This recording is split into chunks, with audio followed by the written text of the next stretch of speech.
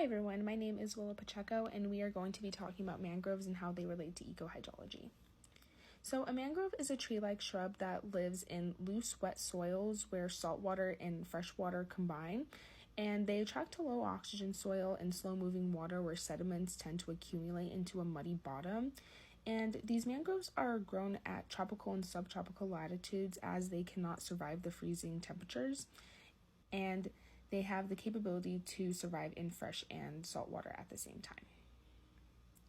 And so these mangroves are categorized into 5 different categories depending on geophysical, geomorphological, and biological processes. And so the ones on the left are dominated by terragenous settings, which are the river-dominated, tide-dominated, wave-dominated, and river composite and wave-dominated. And the ones on the right are the carbonate settings dominated by oceanic islands. And so these mangroves reproduce by vivipary, which means that they grow while they are still attached to their parent. And after the mangrove's flowers have been pollinated, these plants produce seedlings which immediately germinate and turn into propalogs. And these propalogs fall off the tree, being swept away by the current. And sometimes these seedlings can float on and become waterlogged for days. The flotation kind just depends on if there's already an established mangrove.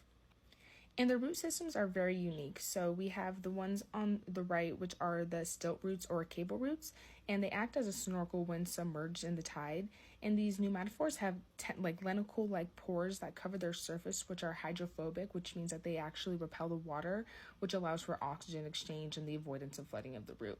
And so these roots have a very unique look to them as they grow away, arching away from the central trunk. And the ones on the left are called the breathing roots, as they are the above ground roots. They grow vertically, that spring up from the ground, and they vary in thickness. Sometimes it could be as thick as a cone or as thin as a pencil.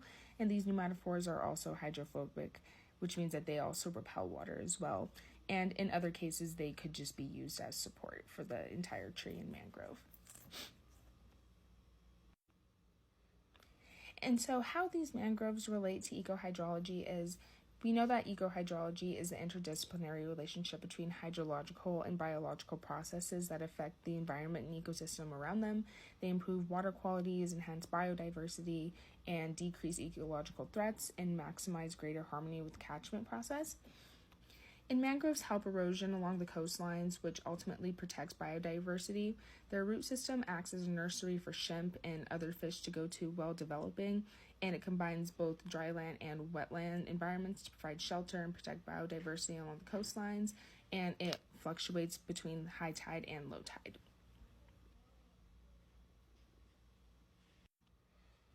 And so the main problem that these mangroves face tends to have a lot to do with anthropogenic effects and climate change.